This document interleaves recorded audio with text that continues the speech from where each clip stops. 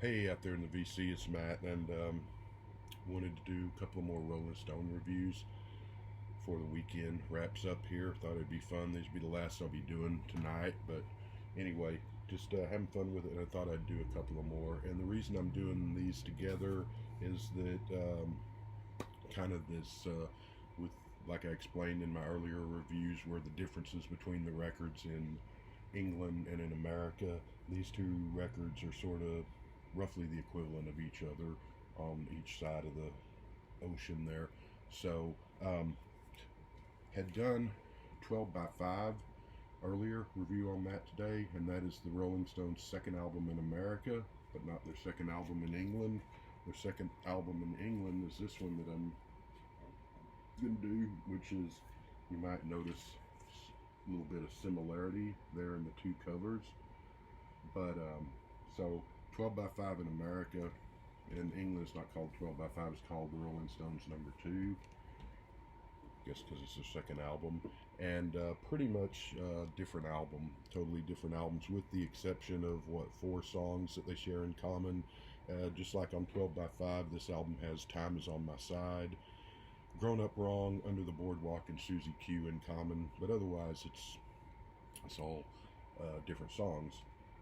Such was the state of album releases in England and America back in the early 60s for not just the Rolling Stones, but a whole lot of bands. So this came out January 15th of 1965, England only. It was #1 album over there for 10 weeks running, so pretty successful album. And we'll just start off. This also, like I said, there's the cover. Pretty revolutionary for 1965, just a cover picture of the band, just like on their debut album, with no title. The band's name's not on there. Even the Beatles really hadn't done that at that point. And the back with Andrew Luke Oldham liner notes. And this is the one that kind of got him or the band in a little bit of trouble, because this, and there's on the American equivalent I'm going to talk about here in a minute, same liner notes. This is the one where it says, if you don't have the money to buy the record, see that blind man over there, knock him on the head, steal his wallet, and now you've got the money to buy Rolling Stone records. So that didn't go over too well with some of the parents back in 1965. And I think on the, I don't know about the British album, but on the American kind of equivalent album, I think that was knocked out of the liner notes on subsequent pressings, if I'm not mistaken. But anyway, let's get down to the songs on this album. This is a bit more, where this one was a pretty good album that petered out and fell off a bit on side 2. This is a pretty solid album overall, the second album in England. Starts off with Everybody Needs Somebody to Love, which was originally a Solomon Burke song. It's also done by Wilson Pickett, and then years later the Blues Brothers did it in the Blues Brothers movie from 1980, soundtrack to that also. This is 5 minutes and 3 seconds long, which is an extraordinarily long song for a rock and roll pop band in 1965, but thankful for it because it's nicely drawn out. You get to savor the performance and the music. It's one of the most soulful songs that the Stones had done to this point, and it's a great opener. And I'm going to give it a 9.7, only because Jagger, just compared to Burke and Wilson Pickett's versions, Jagger just can't measure up to that vocally or performance-wise at all. Where you just got two kind of church revival, soul scorcher, pressure cooker workouts of a song. But the Rolling Stones do admirable in their cover version, good enough to get a 9.7. I would give Burke and Wilson Pickett's versions 10s, both.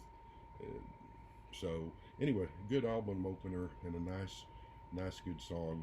This probably maybe could have worked as a single for them, for the Stones that is. I don't know the whole 5-minute version, but could have been a single, but it wasn't. So let's move on to the second song, which is Down Home Girl by Jerry Leiber and Arthur Butler. I said most of these are covers. There's a few more Jagger Richards originals, but mainly covers still on this album. This is good. Country soul song. It's a really good one. It's kind of Mick taking on the persona as a Mississippi Delta hick. Um, I don't know. I think it's a good performance. Might have been a hit for them had they released this as a single. Not in America, maybe, but maybe in England it would have been. Bass and guitar interplay is really great between the guitar interplay between Brian and Keith, and the bass is really great. It's important to remember that Brian is still sort of a major part of the band at this point, early point on. That wouldn't last too long, but he's still the sort of driving force of the band in a lot of ways, especially instrumentally. This song was done by the Coasters before, and by Alvin Robinson originally, and the Coasters, and then the Stones version, and then there were other people that done versions since. But a great country soul sort of mid-tempo ballad, and I'm going to give Down Home Girl, the Stones version, a 10 out of 10. Next up is Chuck Berry again. Stones just love to cover Chuck Berry. You got You Can't Catch Me. Berry's version is cooler, and it's crisper, and it's brighter, but this one's good too. So I'm going to give it an 8. I'd give Berry's version, Chuck Berry's version, a 10. But Stone's version's pretty good. It's worth a 7 or an 8, say. So we'll split the difference, say 7.5 maybe. I don't know. This is a song that got Lennon into trouble with Come Together, and why he had to make the rock and roll album, but that's another story for another time. Like I said, time is on my side, which is on 12 by 5. The only difference is the version here. There are two versions of Time is on my side. This is the more common version, the one that still shows up on the radio with the guitar intro. The one on 12 by 5 is the one with the organ intro. I think I kind of like the organ intro version more, maybe just because you don't hear it as much, but they're both great. But I gave Time is on my side a 10 on 12 by 5, so I'll stick by that here. Next up is What a Shame, first Jagger Richards original on this album. Bluesy slide guitar in there, sort of the shouty Jagger vocal. Almost wouldn't have been out of place on Exile on Main Street, this song, What a Shame. It's about nothing seems to be going right, they always want to fight, singing about girls, women. So it's sort of a start of what would become the Rolling Stones' view of women, say like Under My Thumb and Stupid Girl and that sort of thing. This is sort of the early indicators of that sort of song there, but still very steeped in the blues. This one, instead of the Rolling Stones song per se, which would be coming just around the corner pretty soon here. Nice, not a great song. What a Shame. I'm going to give it a 6. Grown Up Wrong was on 12 by 5, so I already talked about that. We go to side 2, which is Down the Road a Piece, song written by Don Ray and released originally by the Will Bradley Trio, kind of a boogie piano jazz song. Good thing, check that out on YouTube. It's worth giving a listen to. The Rolling Stones serve up a more rocking version, though the piano stays for good measure. I give it a 10, the Rolling Stones version, and the Will Bradley version too, for that matter. But I like it. I'll give the Rolling Stones version a 10. And that this isn't hit single material. This isn't radio friendly, especially 1965 era pop music stuff. It's just, but it is a good album track, and that's why a lot of times I hear people say, I've already mentioned this before, that the Rolling Stones were just about the hits up until, say, the late 60s or early 70s, weren't really an album band. But in revisiting these early albums, which has been a while since I played a lot of these, it strikes me how there are a lot of great songs on these albums that weren't the hit singles. And these albums are just fun and a joy and a really great listening experience.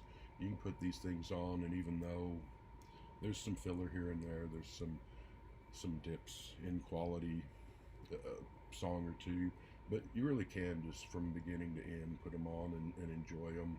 And the quality's not, as I've said also before, not up to par with Please Please Me and with the Beatles and Hard Day's Night, but it's not that far off, and it's just, these are fun to listen to, and there's a lot of little gems in here that you're never going to hear outside of playing the albums, because they're not going to show up on the radio, probably never did. And yeah, so to say that they were just a band for singles is, well, if that's what you want to say it, but you're missing out. These albums are definitely worth checking out, these early albums. Everything they put out in the 60s really is. And yeah, they would get better and more artistic, or whatever you want to call it, in the mid to late 60s. But even these early ones do stand up, and they're a lot of fun. So check them out if you want to hear a lot of good music, in other words. So yeah, so Down the Road a Piece, gave that a 10. Under the Boardwalk is on 12 by 5, so I already talked about that. Next up, third song on side 2, I Can't Be Satisfied by Muddy Waters. Not so good. The Muddy Waters version is just epic, and it's a straight 10. And the polite and decidedly inferior version here just cannot compare or do justice to Waters' just, jarring, beautiful explosion of raw, pure electric blues, which originally, the song came out in 1948, the Waters version. Music on this one's pretty good, but prissy little Mick Jagger just trying to sing Muddy Waters does not compute, I guess. So the Rolling Stones version of I Can't Be Satisfied gets a 5.5 from me, just because the music's alright. Definitely stick with Muddy Waters version on this one, and don't really need to bother with the Rolling Stones take on it. Next up is Pain in My Heart. This is a song that was done by Otis Redding, another one who just Mick Jagger can't even begin to compete with vocally.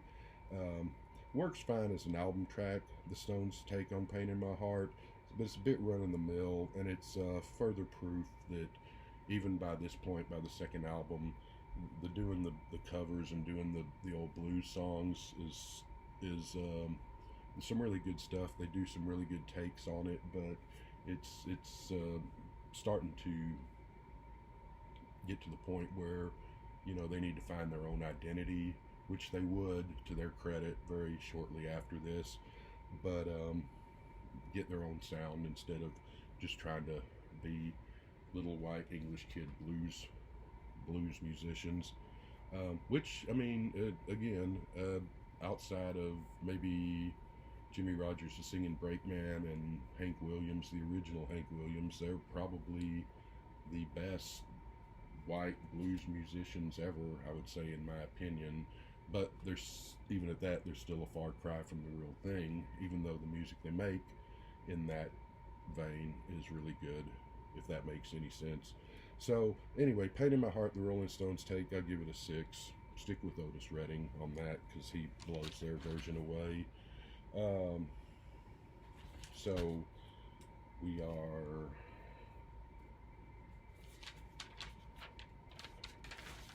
almost to the end of this particular album. Off the Hook, a Jagger Richards original. It's about Mick or Keith or whoever wrote it is calling his girlfriend on the telephone, but all he gets is a busy signal, which makes him wonder if she's talking to somebody else and stepping out on him, or maybe she just forgot to pay her phone bill and had her service cut. He's not sure, but it sure is frustrating, and he just doesn't know what's going on because the phone is off the hook.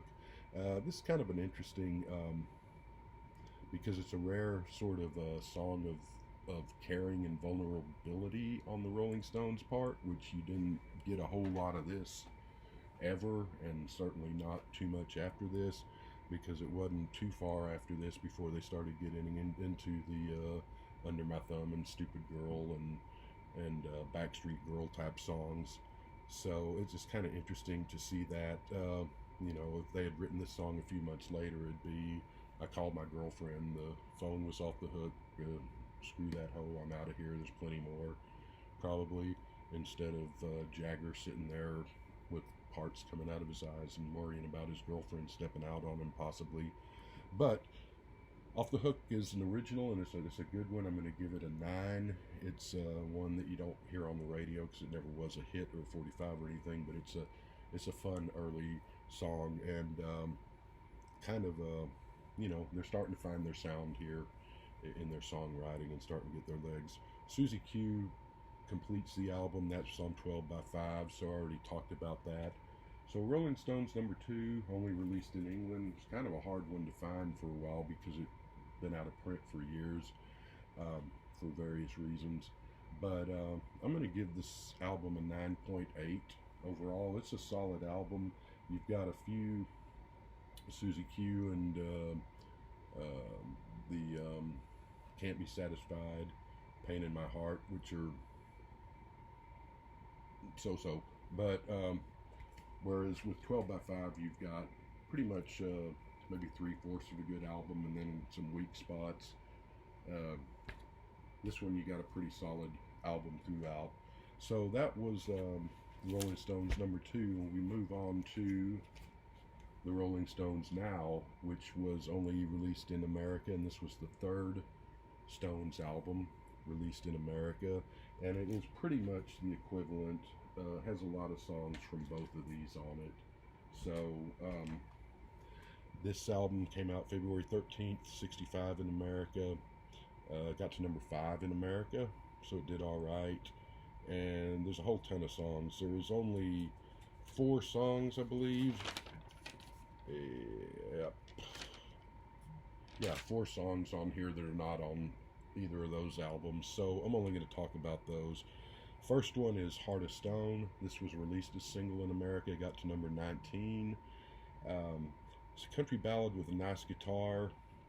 It's kind of the start of the Rolling Stones being dismissive and rough on women and sort of playing them down, that you'll never break my heart of stone, and what does this girl think, that she's going to make me fall in love with her? Good chance, that sort of thing. Borrows from the blues and stuff that they were so influenced by, but were their earlier songwriting efforts, Jagger and Richards that is, sort of seem too imitative of their influence. This one, while it borrows from their influence and you can kind of see it in there, is starting to have their own sound, so that's a good thing. They're growing as songwriters. It's not just a carbon copy of them trying to do old, B.B. King, Muddy Waters, whatever song. So they're starting to get their own Stones sound, and their songwriting legs are getting stronger there. I'm going to give Heart of Stone a 10. There's also, interestingly enough, a version of this with, it's not the one on here, but the version of this has Jimmy Page playing guitar, which is on the Metamorphosis album, which was came out in 75 or so. But this is the one with the band playing. The Page one, I think, is Mick singing, and Jimmy Page and some other session musicians. I'm not sure if there's even any other members of the Rolling Stones on that one. But that's just an aside there. Second song is Oh Baby, We Got a Good Thing Going, which is a Barbara Lynn 45 from 1964. And this is, they didn't do a whole lot of covers of girl group songs the way the Beatles did, but this is one of them. And so the Barbara Lynn one is a really good song with a lot of horns and upbeat. The Rolling Stones version is a little faster paced than Lynn's version. It's got a great Jagger vocal, so I like it. It's a good version, Lynn's version and the Rolling Stones version. I'd give a 10 to both, and I would recommend checking out Barbara Lynn's version too, in addition to the Rolling Stones recorded version. Little Red Rooster is the third song that's here that's not on the other 2 albums. This is an interesting song. It's a Willie Dixon penned song that Howlin' Wolf recorded in 1961 for Chess Records. Sam Cooke did a version of it too. Both of those versions are epic. The Sam Cooke version has Billy Preston playing organ on the record, so that's really cool. The Rolling Stones version is also, again, Stones can't compete with Howlin' Wolf. Can't compete with Sam Cooke for that matter, but still, they do a great version. I'm going to give their version a 10. This is pretty fascinating because Little Red Rooster is a 45, went to #1 in England, which is just, when you think about that, in 1964, a blues record, or cover of a blues record in this case, by Howlin' Wolf, who kids in England, probably 99% of them never even heard of. and this band taking an old blues song. It's not that old, it's a couple of 3 years old at that point, but to the top of the charts in England is just pretty amazing when you consider it. And I believe that's the only time a blues song has been #1 in England to this day. And the Rolling Stones, like I said, were probably, because they didn't treat it with so much reverence, but they admired it and loved it and still had fun with it. So they probably were the best white blues band ever in that respect. And this is the height of their trying to be a blues band. It's one of Brian Jones's finest hours with his slide guitar playing on here. And this is kind of probably like the height of his influence on the band as far as after they got famous. But it's just amazing that this very blues sounding record topped the pop chart in England in 1964. And it's a worthy song. It's a great song. The song, as most blues songs are, or a lot of them anyway, is about hopping on a girl, pretty much, or girls. So yeah, I'm gonna give it a 10. It's just a great. Watch out, strange cat people, little red roosters on the prowl. I'm gonna give the Rolling Stones version a 9.9, just because obviously the Howlin' Wolf original and the Sam Cooke are better than the Stones version, but the Stones version is right up there, and it's pretty incredible feat there. And the last one that's not on those other two records is another Jagger Richards original, Surprise, Surprise. It's kind of got a Bo Diddley beat to it. It's a good track. I'm going to give it a 9.8. It's about a girl going around bragging or lying that the guy, Mick or Keith or whoever the guy is supposed to be, likes her and is smitten with her, when surprise, surprise, he really isn't. So it's got some good vocals from Jagger, some good talking blues work out on the song. And yeah, 9.8 for Surprise, Surprise, another good original from Jagger and Richards. And they're writing more and more. And out of these three, I would give this one a 10, because there's even though there's a ton of overlap songs from these two albums, it's none of the bad things. So you don't get you don't get the Pain in My Heart or the Under the Boardwalk and stuff. You just get the strong stuff, and there's the track listing. You can figure out what's on the other two albums that I didn't talk about. But really good one, and this is their first album. I would say I'd give 10 to both of them. Probably their best overall solid album efforts pre-Aftermath. And then remember, this is still the point in time when nobody, not even the Beatles, were treating albums as a whole thing or an artistic statement. They were still just hit 45s with some filler to make some more money. I mean, maybe Bob Dylan, maybe some of the jazz people were treating albums as like a whole cohesive thing at this point. But rock and roll and pop groups certainly weren't. And yet you've got some of these Beatle albums and Rolling Stones albums like this that are really solid and really stack up as a great collection of songs that stand up and stand together. And this is a good one. You can put this on and listen to it start to finish, and there's really not a bad moment on it. And it's a 10. And even though I'd say the Rolling Stones debut is their first Essential album, this one definitely is too. So check it out. And we'll have more Rolling Stone reviews later on, later in the week or next weekend.